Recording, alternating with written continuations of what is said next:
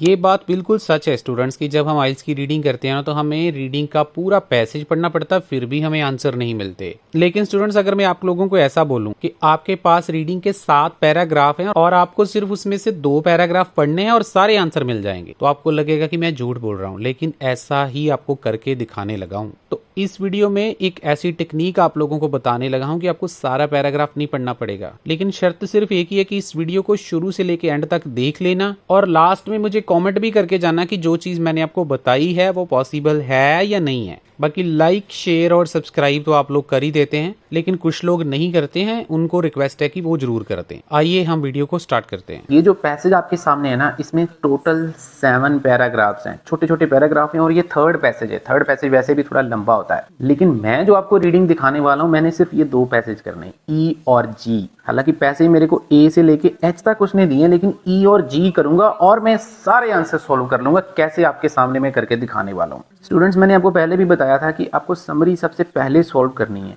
तो समरी को लोकेट करने के लिए, जैसे ये आपको जो है पर्पल कलर में जो दिख रहा है, ये मेरे कुछ कीवर्ड्स हैं, इंपॉर्टेंट कीवर्ड जो मैंने मार्क डाउन करे हैं।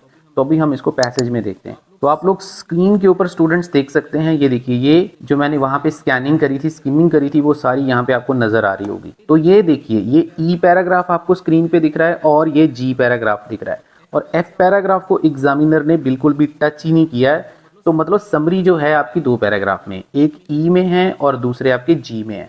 तो आप लोग सीधा देखिए, 3 क्वेश्चंस के आंसर आपको यहाँ पे मिल गए। बहुत इजी क्वेश्चंस है, आप बाद में फाइंड आउट कर सकते हैं, मैं इसको फाइंड आउट नहीं करूंगा। ये देखिए, ये 32 नंबर क्वेश्चंस है, ये 33 नंबर है, ये 34 नंबर है, उसके बाद ये 35 नंबर है और ये 36 नंबर है।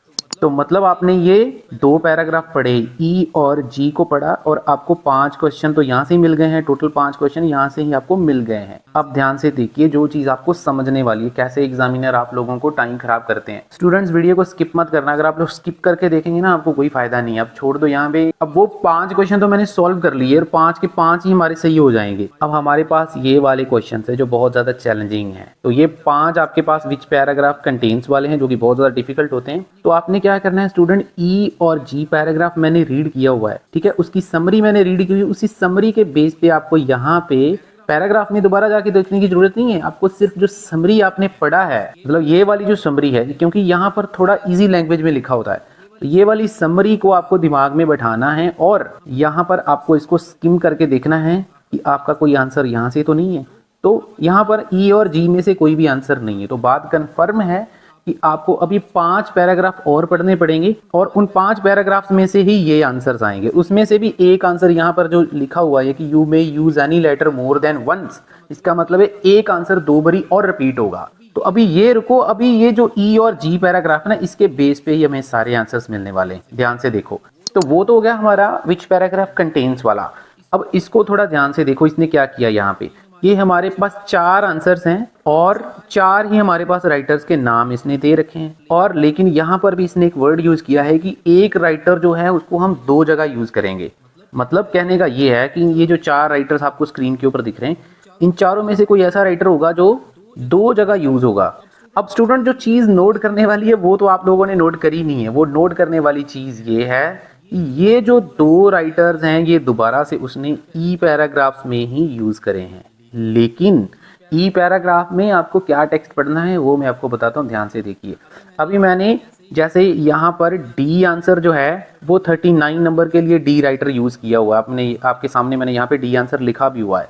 अब ध्यान से देखना कि मेरे को टेक्स्ट कौन सा पढ़ना है, क्योंकि यहाँ पर 2 नाम दिए रखे हैं, इसने यामा और डेविड, लेकिन ये अलग अलग नाम है। मतलब इसके जो थॉट्स होंगे वो अलग होने चाहिए, इसके थॉट्स अलग होने चाहिए। लेकिन अगर हम यहाँ पे ई पैराग्राफ को थोड़ा सा नोटिस करें तो शुरू से लेके एंड तक जो है वो इन दोनों का कंबाइंड डिस्कशन चल रही है। यहाँ पे देखो बोथ, ठीक है जी। अगर आप थोड़ा सा आगे जाएंगे तो यहाँ पे रिसर्चर्स लिखा हुआ है। तो मतलब अगर हम बात करें तो रीजन तक जो इनकी डिस्कशन है, ये जो रीजन वर्ड लिखा हुआ है, ये इन दोनों की कंबाइंड डिस्कशन चल रही है। तो मतलब ये तो हमारा आंसर इसमें कभी हो ही नहीं सकता है। हमें तो इंडिविजुअल आंसर चाहिए।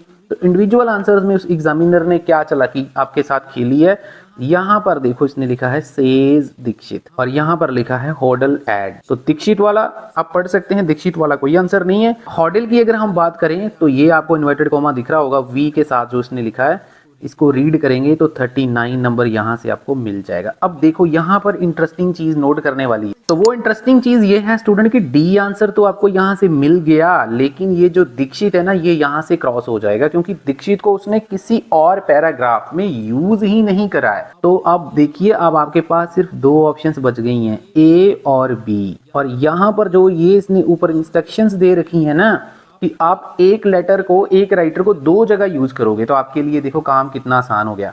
अभी 5 क्वेश्चन हमने पहले समरी में से सॉल्व कर लिए, एक क्वेश्चन हमें और मिल गया है, तो मतलब 6 क्वेश्चन तो हमारे 2 पैराग्राफ में से ही मिल गए, ई और जी में से ही। इनफैक्ट ई में से ज्यादा आंसर मिले हैं। तो अब यहाँ पर आपको दिमाग के साथ खेलना है। आपको क्या करना है, इन दोनों में से, जैसे ये कैमरियन है और ये रविंद्र है, इन दोनों में से जाना है पैराग्राफ में और देखना है किसकी लोकेशन जल्दी मिल रही है और किसको उसने सिर्फ एक जगह ही यूज किया है। तो अब यहाँ पर अगर हम ये जो रविंद्रनाथ है इसको अगर हम देखते हैं तो ये सिर्फ और सिर्फ इसके लिए इसने यूज किया है। समझ के मेरी बात, मैं आपको दिखा भी देता हूँ।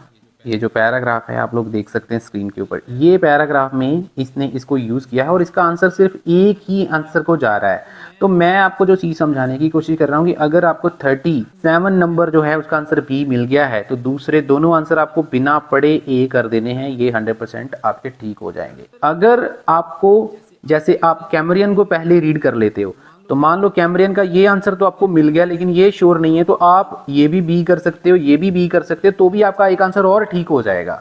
तो कहने का मतलब क्या है कि 5 आंसर मैंने पहले ठीक कर लिए और 4 या 3, अगर आपके एक गलत भी हो जाता है तो 3, तो 8 to 9 आंसर जो हैं वो सिर्फ और सिर्फ आपके 2 तो 3 पैराग्राफ पढ़ने में ही मिल जाएंगे। तो आपके सामने ये देखो कितना सारा टेक्स्ट दिया हुआ है, आप लोग थोड़ा सा दिमाग यूज करें। देखो कितना टेक्स्ट दिया, ये दिया है, ये दिया है, कितना टेक्स्ट उसने यूज किया है। सारा टेक्स्ट हमने को पढ़ने की जरूरत नहीं, मेरे को सिर्फ मैंने थोड़ा सा डी पढ़ा है और ई पढ़ा है और जी पढ़ा है, बाकी मैंने कुछ नहीं पढ़ा और सारे आंसर्स आपको आराम से मिल गए।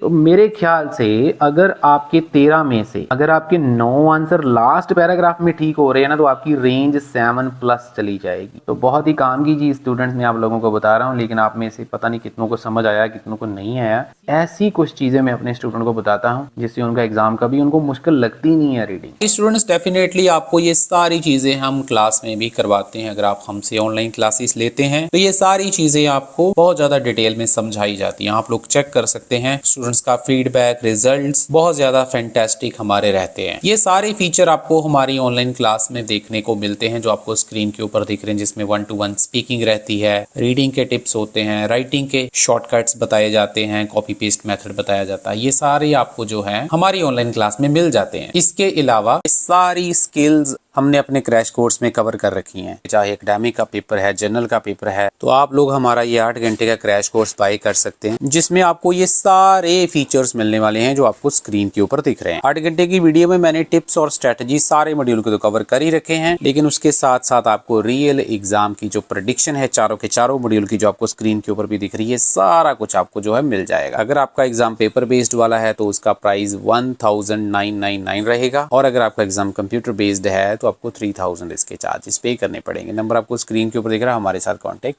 कर सकते हैं। अगर आपको हमारी वीडियो से कुछ सीखने को मिला, वीडियो अच्छी लगी तो लाइक देना, चैनल को सब्सक्राइब कर लेना और शेयर कर देना ज़्यादा से ज़्यादा। Thank you very much.